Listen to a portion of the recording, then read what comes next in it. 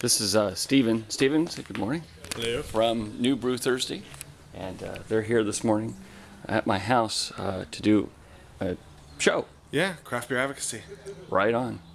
So I offered to let them come and take a look in my cellar and pick out a beer for the show, for the Stone part of it.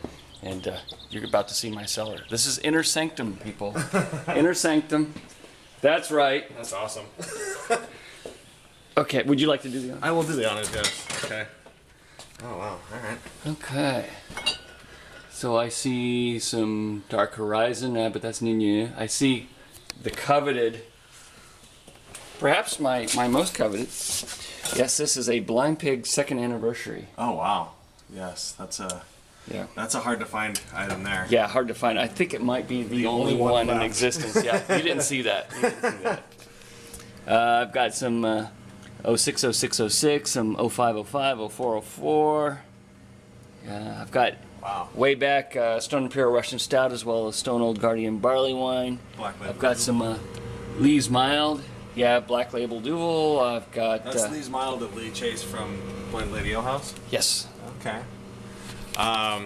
Well, you're the man. You're the beer guy. Yeah, you're the one that gets a pick. You're the guest. Well, out of respect for Lee, I'm going to choose the Lee Mild. I like Lee's. Lee's a good brewer. I want to try that out. Never had it before. Okay, and it is 3.8%. This is my third to the last one. It'll balance nicely with the TNT. Actually, and let me, not to talk you out of that, but let's see what else we have. We have, oh no, I don't have that one. Never mind, you didn't see that. It's my 6th anniversary smoked porter, which I'm not going to share. That's my last one. Some things are not for sharing. Old Double Bastard, yeah, old Guardians. Okay, sure, Lee's Mild. You asked? It is Sunday morning, so a 32% alcohol balanced with a 3.2 alcohol sounds like a good idea. Yeah. So it's actually 3.8. 3.8, yes. Who's counting?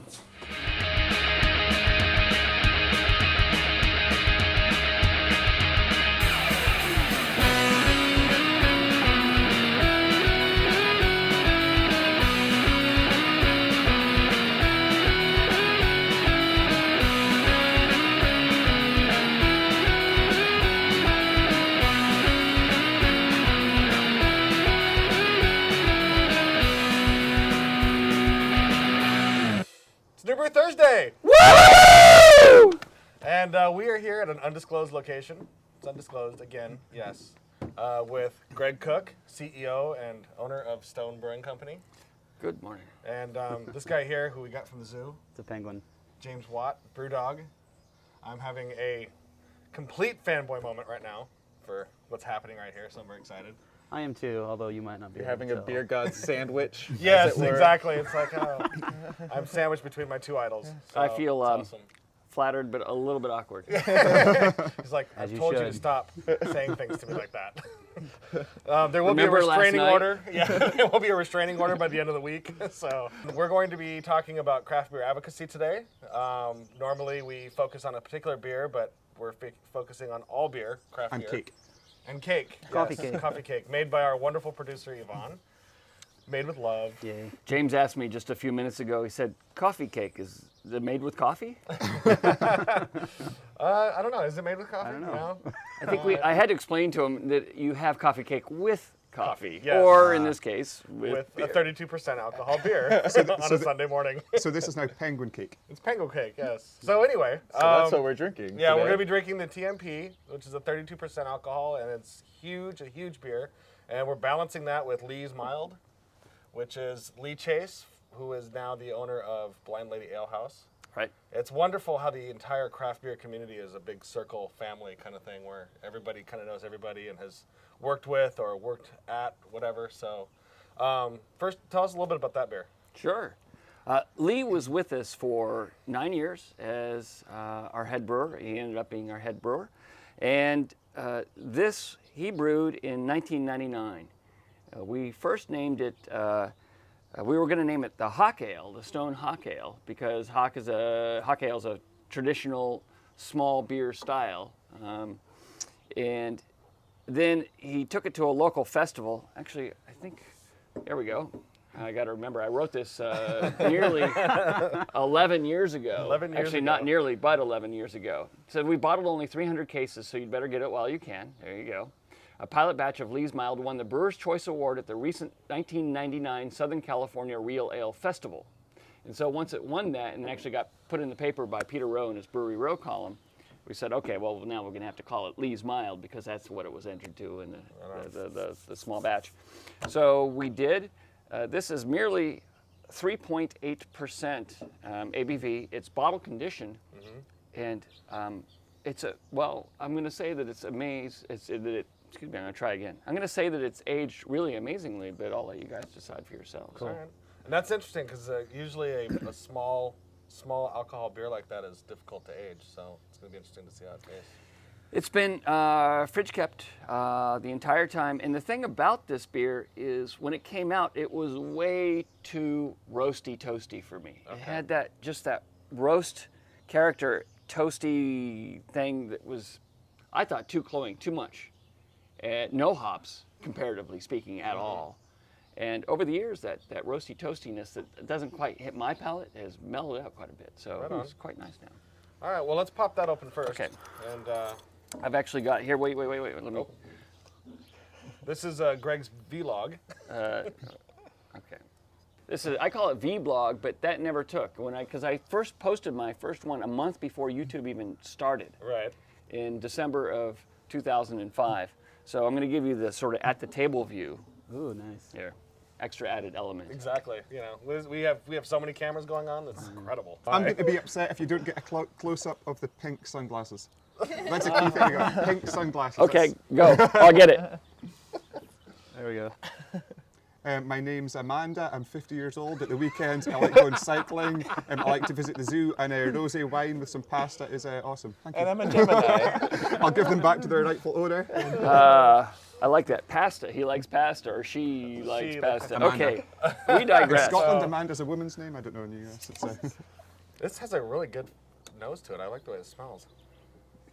You still get some of that roastiness, but it was really just all it was originally. Wow. Oh, this tastes good. This does. This is an impressive.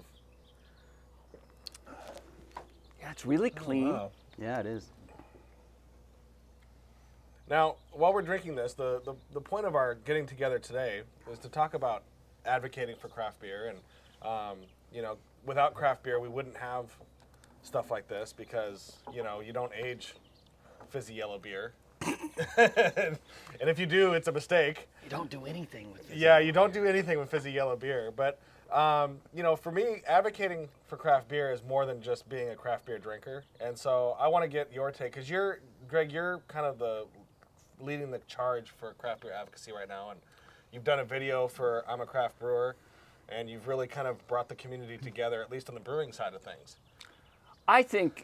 I would not say that I'm leading the charge. What I'm doing is perhaps helping to lead the charge on reflecting on this community that already exists and that I feel very much a part of. I think it would be a little bit too much to say that, you know, it's because of me or anything. I'm reflecting on it. Right, okay. And I am very inspired by it. It is craft brewing that got me into craft brewing. When I first discovered my first craft beer in the late 80s, and if it wasn't for craft beer, you know, I wouldn't be here. But you know, there were people who were complete pioneers that didn't have craft beer to choose from, that still learned how to start a craft brewery. And of course, you know, Fritz with the whole story behind Anchor, and then of course the leaders like Jack McAuliffe or Ken Grossman and Paul Camuzzi, of course, and many others. So I became such a fanboy. I've been expressing that fan geekdom. That's awesome. That's awesome. And bringing the craft brewing, and the craft brewers kind of have a community sense, as you were saying anyway, but bringing them together now, we're starting to see a lot of collaborative brews. A lot of the breweries are getting together. You just finished up one with Dogfish Head and Victory called the Saison de Buff. And the Buff is the Brewers United for Freedom of Flavor. Oh, you did your homework. Yeah, I was there for the Meet the Brewer session. So, but I really like the concept of what you guys did there, where you brought that together to, you know, and it's not a question of like, oh, we have a a community that you can't be a part of. You can be a part of it, but here are the rules. You need to respect the flavor of beer. You need to respect craft beer as a whole. You need to brew it properly. And so, some brewers will never be able to be into that. So there's more than 3, but Yeah, the rules are very much unstated, but we don't work with anybody for whom those unstated rules aren't just part of the way they hit the road anyways. Right. As a craft beer drinker myself, I've taken my cues from some of my favorite breweries, you guys and 21st Amendment and Dogfish Head and a lot of these guys in the community that have that communal spirit and that drive to bring the community together. And we try to bring that together for the craft beer drinkers as well, because I think without us, you guys aren't going to sell much beer, obviously. And so I think it's important as craft beer drinkers that we do what we can to advocate for the craft breweries so that they can continue to be successful and continue to have the ability to create that wonderful, full-flavored beer. Cheers to that. Cheers to that. That's the first sensible thing you've said today. So James, I know San Diego and San Francisco Bay Area have these tight communities where they do collaborations and things like that, but how about Scotland, where you're from? Well, we set up the company just 2.5 years ago, and we basically set it up because we couldn't find any beers that we liked in the UK. And I think you guys are quite lucky out in the US. I mean, the craft beer movement has got so much momentum. There's so many good places you can go to drink good beer, and it's not like that at all in the UK. The market is just completely dominated by the faceless industrial corporations. And there are some small companies making beer in the UK, and with a few notable exceptions, most of them tend to be quite stuffy, quite boring, quite traditional. I mean, they make the same 4% bitters. It's kind of stuff that would put your grandparents to sleep. They put sheep or steam engines in the labels, and it's just all kind of so stuffy. So It all blends together. It's all the stereotypical UK yeah. kind of. So what we wanted to do, I mean, we were looking out and seeing the amazing craft beers coming out of the US and seeing the kind of willingness of the guys making it to kind of push the envelope and just kind of follow their muse, and they weren't kind of constrained by tradition or I mean, they just did what they wanted to do. So we wanted to kind of get some of that kind of excitement and innovation into the UK beer scene. And the kind of ultimate goal that we had when we set up the company was just to make other young people in the UK as passionate about good craft beer as we are, and just kind of show people there is an alternative to the mainstream beers. And a lot of things we've done in the UK have been quite controversial, but we've used that controversy just to open it up a debate and kind of challenge people's perceptions about what beer is, how you can enjoy it, and just hopefully get a kind of discussion going about craft beer in the UK. And that's what we've been trying to do in our 2.5 years. I really like your company's attitude towards the whole craft beer scene. You're really fun. Your videos are Incredible. awesome.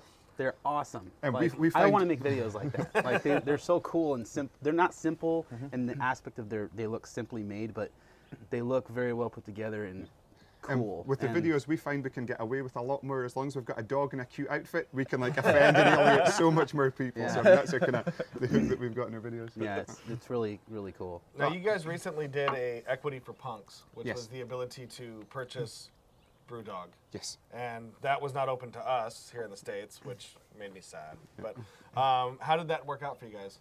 Because that project's concluded now, right? Yeah, it's concluded. I mean, Martin and I set up the company when we were 24 years old, and we didn't have too much money behind what we were doing. So in order to expand our company, I mean, the banks are not lending to small businesses at the moment, so we wanted to do something that was innovative. So we had an online share offering, so anyone who enjoyed the beer could actually buy stock in our company via the website, and it's a kind of new type of alternate business model where the people who enjoy and are passionate about their products actually have an interest in the ownership of the company. So not only did we want to raise money to expand our business, we also wanted to kind of build a culture and community around about what we do. So we had 2,000 people invest. We raised more than $1 million, which we can use to build our new facility. But we've also got kind of 2,000 committed, dedicated brand ambassadors who get to tell people about our beer. So it's kind of hopefully going to raise awareness as well as help us grow our business. And we're delighted to have these people on board with us, and we look forward to taking them on a cool journey in the craft beer evolution in Scotland. That's excellent. So when will we be able to buy Stone? Actually, you can buy it now, Okay. and dividends are payable immediately. We sell the shares, either a 6-pack or a pint at a time. Exactly. And as I said, the dividends are payable immediately. Well, I'm eager And to crack consumable open immedially. that TNP. Yeah, so Because and I've we're never going had to be it. pairing the TMP with some coffee cake and Penguin cake. yes. Yep. Not made with coffee or real penguins, for that matter. Now we're going to pop open this beautifully wrapped 32% alcohol by volume Tactical Nuclear Again, Penguin. look at the wrapping on the I outside. know, I love this. That is It's rad. It's almost like it's, like lingerie for beer. So, we gotta. Did you have any concept in mind, or? Yeah, well, it was almost, I kind of play on the fact that many people in Scotland drink god-awful beers in brown paper bags kind of sitting in park benches, so we wanted to do a 32% beer that had been aged for a year and a half in Scottish whisky casks and put it in a brown paper bag.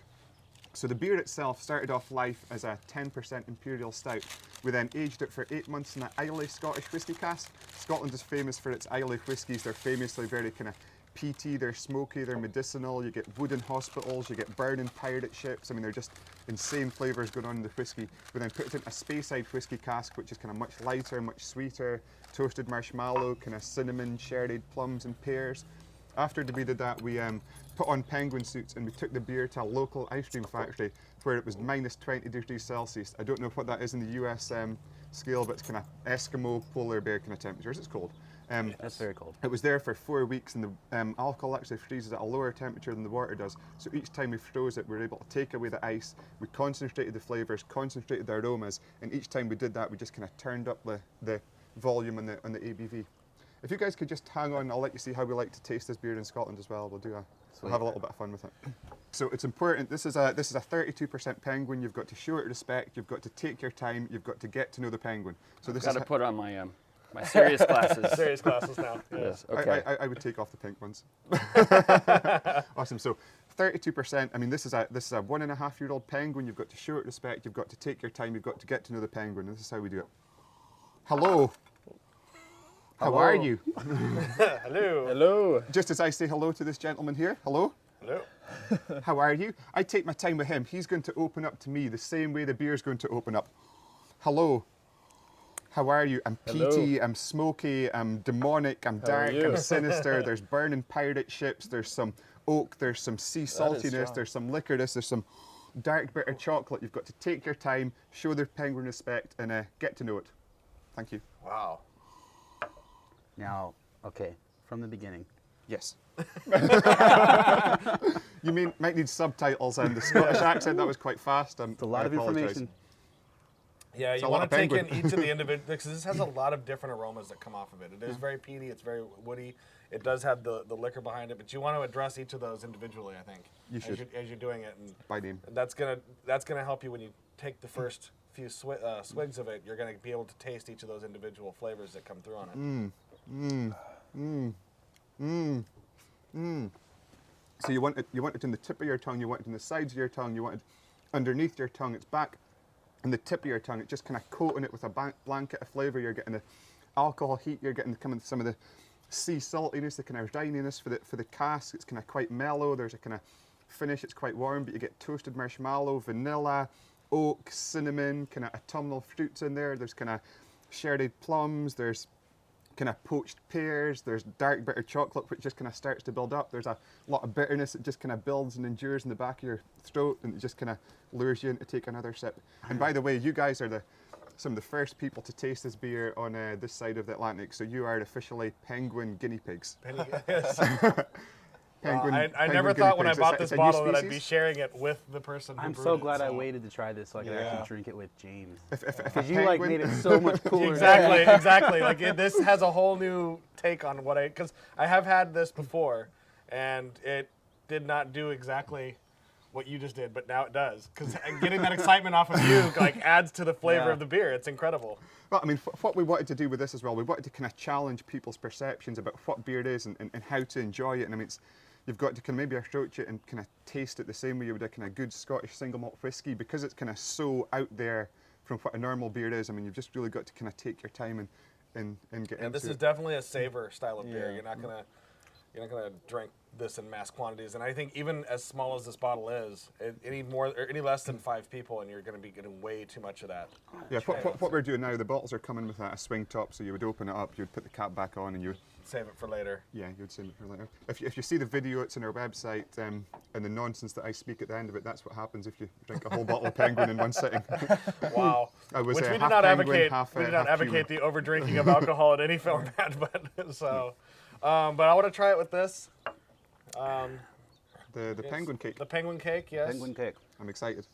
So it tastes really good. We'll that up over there for So you guys. this is a to traditional grab a little American delicacy for Sunday mornings. Maybe not quite a delicacy. This is a delicacy. A Sunday morning bakery kind of item. I'm excited.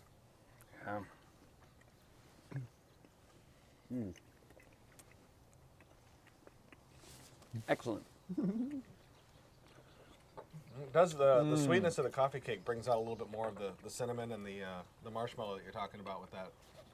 So, and you're gonna it mellows down the burn a little bit. Just have to be really careful when you're drinking this stuff. 'Cause I took a little bit bigger sip than I Exactly. should have. I was like, oh.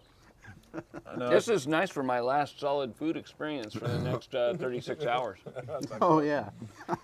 I want to ask both of you guys, from your different perspectives from your countries, what message would you give to the average craft beer drinker on how and what they can do to help the community at whole at large, help people who are coming into craft beer, and how you can support your local brewery? What's with all the hating? Yeah. I mean, really, let's not get nuts here. We're in this because we love it. You're not expected to like everything. In fact, that you have this ability to have such a wide variety of beers and have ones that don't suit your taste, that's awesome. How is that not a benefit? That you can have this variety and you look a little... Can I put your glasses on? You look really comfortable in those. A fruity James Bond. I feel like I should be serving maybe some Voulevants at a high-end cocktail party. Apple martini. Shaken, not stirred. In my defense, I don't even know what a Voulevant is. Yeah, we might be Googling that. Well, have Something at the a bottom. Is somebody taking notes of what we're going to have to Wikipedia here It's shortly? a snack of choice for penguins. No. I mean, seriously, from that a time to fact? time, in the world of... That's a lie. I'm talking serious here now. I've got my serious glasses Got on. serious glasses on now. So do I. Okay. The penguin is making them start to giggle now. Wow. I am giggling. It's very bad. Okay, I may have to talk to you. So, you see, the challenge Hatred here, out there. Yeah, the hatred is. it's not true hatred, but the fact of the matter is a very small percentage of people dominate the conversation. And it feels to the greater world like this very small percentage is the voice. But what it is the silent majority wants to stay out of this nonsense. I mean, who really likes to participate in that on a day in, day out, all day basis? Right. I mean, it's boring. It's really tiring. It's like the drunk guy at the end of the bar. You walk in and immediately they try and engage you with whatever their opinion about the politics or this or that is all they can do. And eventually, all reasonable people who like reasonable, intense, developed, thoughtful conversations leave. Because they don't want to be around the sphere of influences of this drunk guy at the end of the bar. That is what is happening to some of the discussion threads. The cranks take over the discussion, and all reasonable people leave. Because like, who wants to Yeah, that makes total constantly sense, engage yeah. in that level of conversation? I do from time to time when I've had a beer too many. Sure, that happens, but It shouldn't be all you see out there. yeah. It's a Sometimes shame. I'm that guy at the end of the bar. Yeah. But not all I the think time. for me personally, going on that thread, you know, I get frustrated when I go to tastings or I'm with a group of people and there's people that are sharing beers and whatever, and somebody brings something that they're really proud of, like they dug deep to kind of like present something that would impress the crowd or be something that everybody would enjoy, and you hear these 3 or 4 people who, yeah, they're the loudest voices in the crowd, they're the loudest parts of the group that are like, oh, this, you know, I had this one, it was way better than this, and this is not any good, and this doesn't taste. And it's like, how does that help at all? Like I heard someone yesterday say they were burnt out on Pliny the Younger. yeah. Yeah. See, And I was like, what? we need to reflect on this very important human fact. It's very personally empowering to be able to dismiss something. Right. Yeah, you're right. I feel good if I can say, you know, yeah. I'm so much better than this beer. But this beer, it's all hype. Yeah. The Tactical Nuclear Get out. Penguin. God damn you. It is. God damn you. Don't you know? Take your if middle-aged you really lady glasses and get the understand- hell out of here. Please leave to your the own. penguin bar. Well, that's my penguin, so. Okay, give me a I'm little gonna bit give more you a before you take penguin it. Yes. Okay, yeah, and I'm taking a little bit more just to prove the fact that this is all hype. Can I get a little more? It is all hype. Thanks. Critique and understanding and discussion and not approving everything. I have no problem with somebody disapproving or not liking something that I do or other craft brewers do. But it's all about the way that you express yourself. And if all you can do is go, it's crap. That's not, it's like there's a difference really? between critical. Awesome. Yeah, there's a difference between critically looking at something and kind of saying, well, it could use a little bit more of this or it could use a little more of that. Something that's useful and helpful versus saying like, oh, that tastes like garbage or this isn't that good.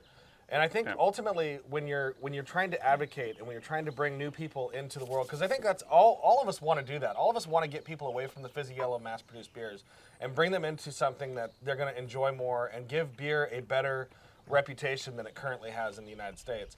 And you're not going to do that if you're constantly telling people that this beer sucks and that beer sucks and you shouldn't drink that beer and if you drink that you're a noob and if you do this you're stupid and it's like unless you're none talking of that's about yellow helpful. fizzy beer. Well, yeah, I mean, Then it's okay. but even then you don't want to tell people that drink that beer that they're stupid for drinking that beer. Yeah. You want to encourage them. Okay. Guilty. Unless you're Greg Koch. For those of us who need to like gently wean people in, you want to introduce them to something and make it a positive experience. You don't want to make them feel like they're an idiot because all they've ever known to drink is this stuff. You're helping to bring them out of a land of ignorance. Right. You can't do that with negativity. You can only do that with positivity. And I don't say stupid for doing it. I just say willfully ignorant. Willfully ignorant. Yes. So now, from the UK standpoint, you suffer, which is something that I never really thought of myself because, when you here in the States, we think of beers from the UK as imports. Mm-hmm. So they kind of almost get a higher standard than the fizzy yellow beer in the United States. So how would you address that same thing to the people in the UK? Well, I think it's tough in the UK just because the kind of craft beer culture is so underdeveloped. I mean, there's not enough of a craft beer culture to get into this kind of discussion. So what we're trying to do is kind of bring about the kind of a better understanding of craft beer. But it's tough, and in our local area, I do our best to kind of get awareness going for our beers and what we do. But even just a few weeks ago, I was tasting a local bar owner, and what we find in Scotland, even if someone has got no beer experience outside of the kind of fizzy yellow beers, as soon as you give them a beer to taste and you say, okay, we're making this beer, it's handcrafted, it's artisanal, it's got hops, they don't have a clue, but as soon as they have the beer in their hand and on the spot, they become in an instant beer expert. They're kind of looking at it up at the light, and they're kind of smelling it like this, and then they're doing all this kind of kooky stuff. And I had someone taste one of my beers in Scotland, a guy that owned a bar, and it was our Punk IPA, which is 6%. It's quite hoppy, it's got a bit of bite to it, and he tasted it and just kind of spat it back into the glass and says, listen, I don't like any beer that's got hops in it. So it's kind of shows you kind of how far we are behind from that discussion. Wow. So I mean, we're just kind of trying to do all we can just to kind of put craft beer in the map in the UK and get more people aware that there is a alternative. So we're doing so many kind of grassroots tastings and just kind of trying to get the genre a bit more awareness in the UK, which is a fun challenge, and it has its ups and downs, but we're definitely up for the challenge. And what that guy that spits the beer back doesn't understand is that he is enveloping himself in these chains of oppression, that he is accepting what the man is telling him, that he is living this lie that has been thrust upon him by the mass market media. Murder culture. Murder culture. And we must throw off these bounds of oppression. We must free ourselves from the man and the lies that we are being told, and we must free ourselves to be able to appreciate well-made, artisanal, passionate beer. Hallelujah. Well, Yeah, that was deep right there. That was some I deep think you're stuff. definitely preaching to the choir in this crowd, but well said. Yeah. And I think it's up to each one of us to decide to proselytize. I am a proselytizer. I Evangelical. am a proselytizer. So, and we all envelop it and live it in a different way. And some people want to stand on the street corner with a megaphone, me. And some people are just going to show up to church and are going to be so enveloped in the spirituality of what they're experiencing and the camaraderie and this overall feeling of being with like-kind people who care about something also. Right. But the fact of the matter is you don't have to proselytize if you don't want to. You just got to live the life. We all know, hey, raise your hand if you have never sinned. I'll raise my hand that I have sinned. I have sinned. I have drunk. I am a sinner. Fizzy yellow beer in my past, but that is in my past, and I am leaving it there. You're born again. I have been born again. I have had the spirituality, the craft beer wash upon me. And washed through my body, I have taken it in, and I have become one with the craft beer universe. The pink glasses back on. Because I say unto you, brother and sister, on this Sunday morning here in front of New Brew Thursday. Yes. I got to get my head wrapped around that one. That we are in this together. We are brothers and sisters in raising the level. Can I get a hell yeah? Hell yeah! No, and I think it's important that people just realize that this is about the ability to drink good beer, and who can really fight against that concept. I didn't shout hell yeah because I'm from Scotland and we don't do the whole kind of chanting thing and stuff. Oh, except when you're at football games and soccer games, and then you beat each other up afterwards. Or if you're fighting for your independence. No, dude, that was Freedom! Okay, one last you're Mel issue Gibson. Yeah, exactly. He's like, like, I hate the English. I'll take the penguin back. Have you ever met Mel Gibson? Isn't it exciting to have a famous Scottish person like that? I mean, all the Scottish people are just so happy that someone from Scotland's going on to achieve so much in the kind of film business. It's awesome. They're very excited. One last thing for you, James, is how do you feel about camera? I think for those of you who've heard me speak on this subject before, you're getting know what's coming. For those that haven't, I apologise. No, I don't. I don't apologise at all. I think Cameron are single-handedly responsible for holding back innovation in British beer. I think Cameron did some good work in the 1970s, and they haven't changed a single bit since.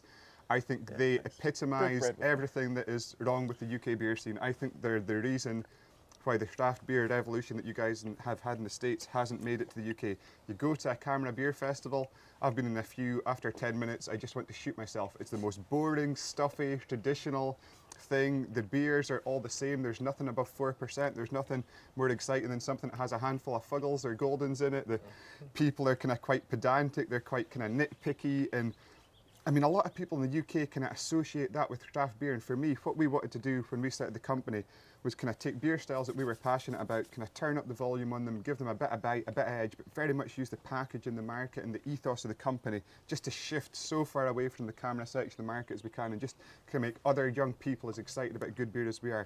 If you go to a Camera Beer Festival and you see someone under the age of 45, you've done very well. Wow. All right. So I'm not a fan. Well, on that note, I think this has been a good discussion. I think it's important. Yeah, I think it's important for those of you who are watching the show, who are online and a part of the online craft beer community, is to be the voice of change, be the voice of reasonableness, and remember that you don't have to hate a beer just because you're better than that. Just enjoy the beer, and if you don't have anything nice to say about it, then just don't recommend it. Wow. Way to end the note on a buzzkill. Wow, good Lord. I would like to leave you with a quote that we've got in the bottle of Tactical Nuclear Penguin, which is what we've been enjoying here. This is an extremely strong beer. It should be enjoyed in small servings with an air of aristocratic nonchalance, in exactly the same way that you would enjoy a fine whiskey, a Frank Zappa album, or a visit from a friendly yet anxious ghost. Amen. Yep. And on that, stay safe. Drink beer. Peace out. I am a craft brewer. I am a craft brewer. I am a craft brewer. I am a craft brewer. I love craft beer. I love craft beer. I am passionate about craft beer. For the past 50 years, beers in the hands of average Americans have been put there by admin, mega corporations, snake oil salesmen, people who promise one thing and deliver nothing. Only focused on how much they're selling instead of what they're selling. But not anymore. But not anymore. Over the last several years, craft brewing has been the fastest growing beer segment in the United States. And we're just getting warmed up. Tell me I can't do it. Tell me my beers won't sell. Call me naive. Call me a revolutionary. Craft brewing is innovation, independence, curiosity, collaboration, character, and family. It's built on the American dream. Craft brewing has integrity, tradition, a style all its own. Craft brewers make their community a better place. Craft brewing from America is spreading around the world.